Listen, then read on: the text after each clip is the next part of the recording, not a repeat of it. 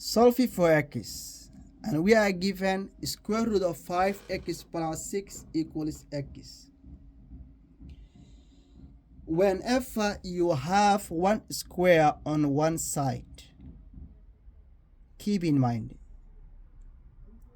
isolate the square root sign. And in order to isolate the square root sign, square both sides. Therefore, this equals 5x plus 6 all square equals x all square, which simplifies to 5x plus 6 equal to x square. Now we are told to solve for x, and we already see there is square. The highest power of x is square is 2. What does it mean? We are dealing with quadratic equation, so we need to get rid of x square from the right side and put on the left hand side in order to rewrite the equation in standard form. How are we going to do that? 5x plus 6 minus x square equal to x square minus x square. We brought minus x square here in order to get rid of this x square from the right hand side, and to get also x square on the left hand side. This is an equation, and the context of the equation always brings something that you don't see when you are starting the work. This simplifies minus x square plus 6 plus 5x plus 6 equal to 0, because these two cancel out together. Now we need to get rid of this negative. How are we going to do? We're gonna divide both sides by minus 1. This simplifies x square minus 5x minus 6 equal to 0. If you divide 0 by any number, just is 0. Now we have got a quadratic equation in standard form. So now we need to check how can we solve the x. We see here we have got the coefficient of x square 1, and we get constant term of minus 6, and we get coefficient of x minus 5. So we need to check, can we factorize? Yes, let's check.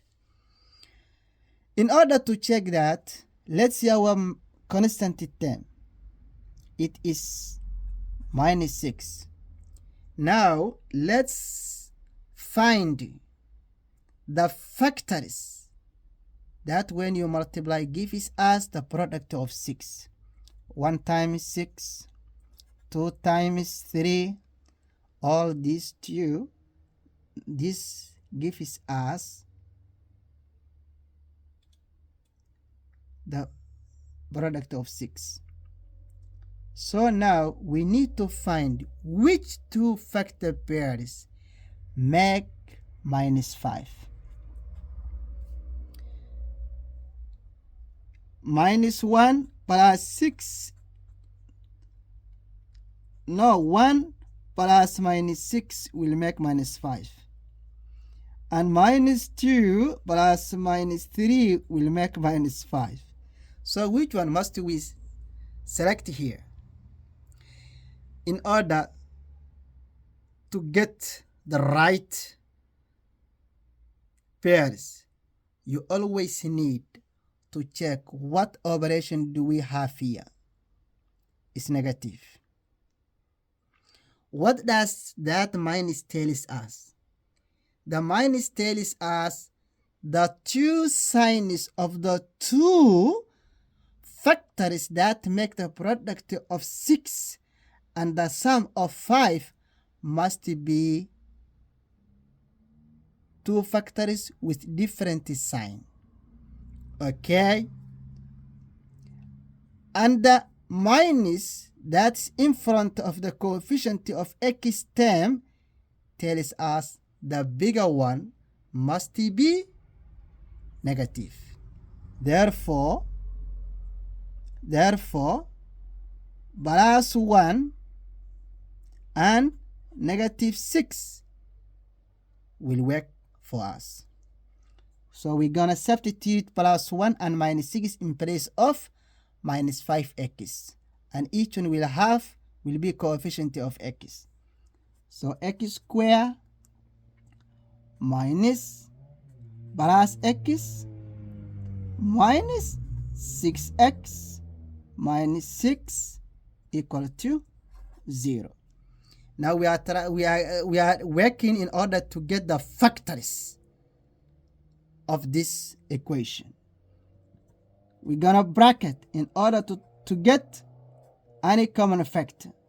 We're gonna there first bracket x squared plus x minus 6x. Because of this minus, negative 6 will become plus 6, all equal to 0. Now check each bracket. Can you take out any common factor? And especially remember, always take out the highest common factor. Yes, in the first bracket we can take out x, and inside we have left with x plus 1. Minus, we can take out here as highest common factor 6, and inside the bracket we have x plus 1, all equal to 0.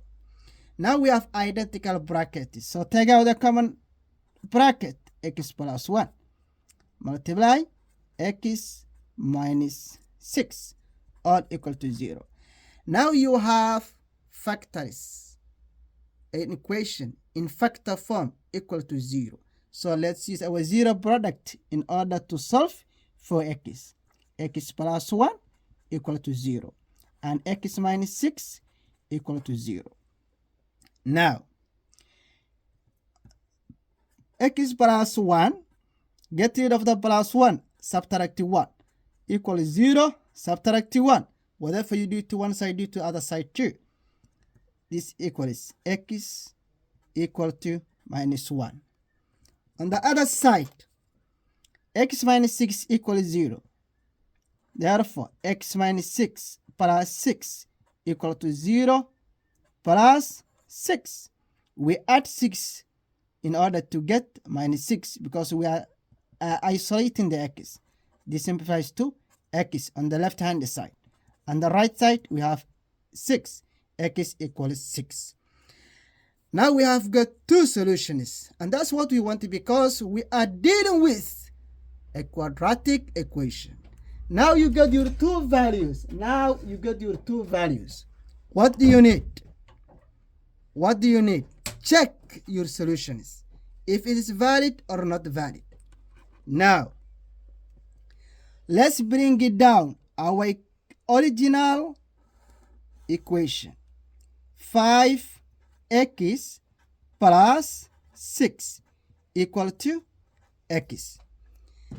We are going to check x equals minus 1 and check if it is valid or not valid.